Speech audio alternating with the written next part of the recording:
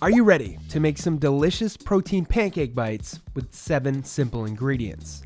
First, you'll need to turn your rolled oats into oat flour. Use a blender or food processor to quickly do this. Add that into a bowl along with a large whole egg, your choice protein powder like our chocolate drink mix, good tasting Greek yogurt, some salt, baking powder, and of course, a little lean Body RTD. I went with the vanilla flavor today. Give all those ingredients a mix until smooth. Keep in mind that you can mix and match your flavors for endless variations. Just make sure your flavors complement each other. From here, spoon your mix into a mini muffin pan, optionally top them with whatever you want, and put them into the oven on 350 for around 8 to 10 minutes. You'll know they're done when they look like this. Now drop a comment with your favorite pancake toppings and follow us for more recipes.